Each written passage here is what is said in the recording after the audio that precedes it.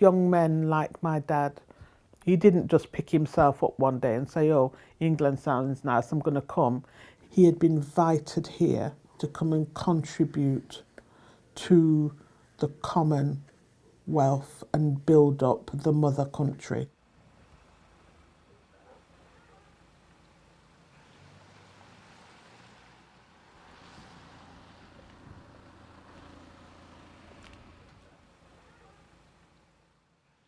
People came here, you know, with very high expectations, because the messages that they'd been given all their lives was that, you know, this was the place to be, this was where you've been nurtured, this is the way in which you'd be able to achieve the things that you want to achieve.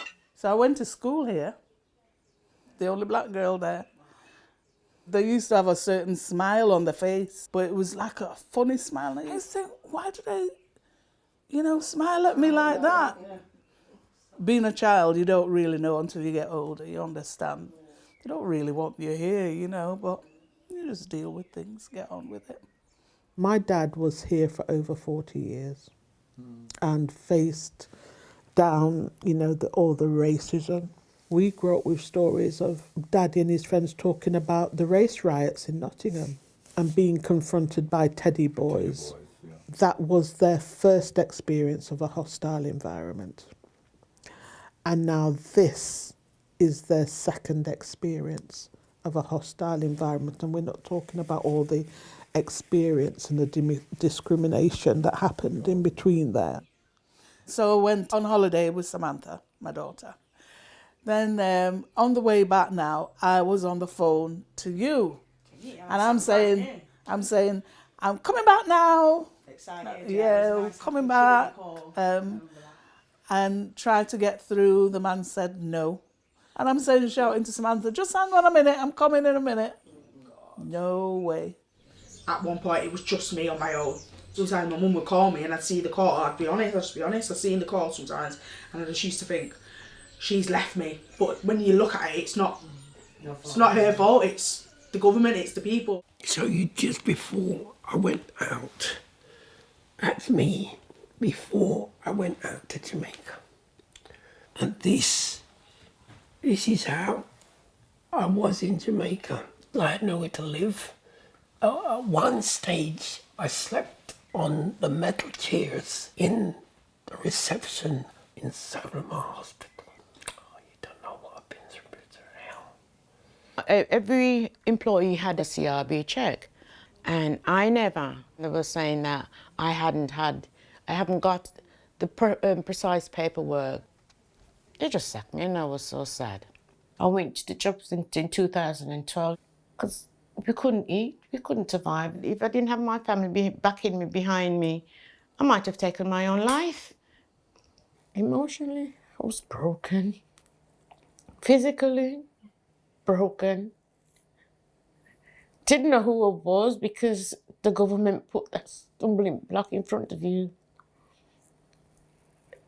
And it's just devastated. Sorry. I'm all cried out as it is. I can't cry anymore. Are you registered with a doctor? Yeah. Have you spoken to them about? No.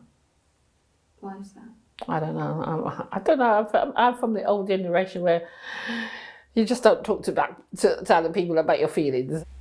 Daddy never took out British status because his contention was that he was already a British citizen. He said he'd got his black book and that was sufficient. I gave them all my national insurance numbers, which I've had since 16. So I had school letters, doctors' letters, letters from other family members, other friends. They did not look at the papers. They did not look at the evidence. They had a quota to fill and they were just, this is a case of yes, yes, no, yes, yes, no, yes, and I was a no. We contacted UK Border Agency, Passport Office, the Foreign Secretary, which was Theresa May at the time. She then said, we don't have your passport records. You have to contact the High Commissioner of St Kitts, Barbados. They said no. All those documents are in the United Kingdom. They're in London.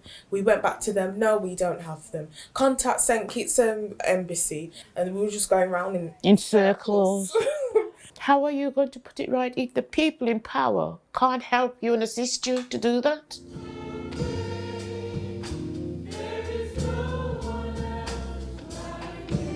We'll be having another Windrush surgery here on Tuesday the 19th of March.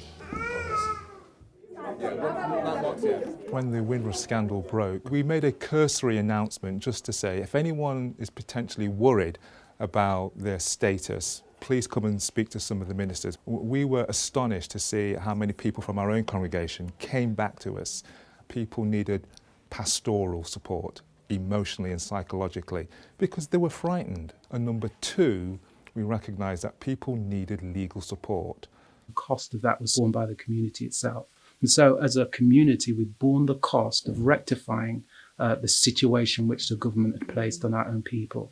I haven't been treated like a British citizen by the British government. They've left me basically to swim or sink. I've been a bit depressed, to be honest with you. I feel a stranger here now. The news about Windrush came through. So I get a call from Kingston Task Force. She goes to me, "Are you sitting down?" I'm like, "What?" She goes, "Oh, you're coming home." I'm like, "Thank the Lord for that." I burst into tears. So yeah, I had to get my British passport. When will you get your passport? When I get some money. It's not free. When I get my next payment, I'll get the passport. Rather than just say, fill out, here's a form to fill out and you've got X amount of time to fill it out. We should have a supportive system where people have got such personal things that have happened to them to have to try and relive that and try and remember dates and try and remember particular things. I think that in itself is traumatic for people. Actually, a lot of this could have been avoided just by going to the other departments that are holding the information, so that you reduce the burden and the stress on the families that we now know, have been, put under immense pressure. And it's a very hard struggle.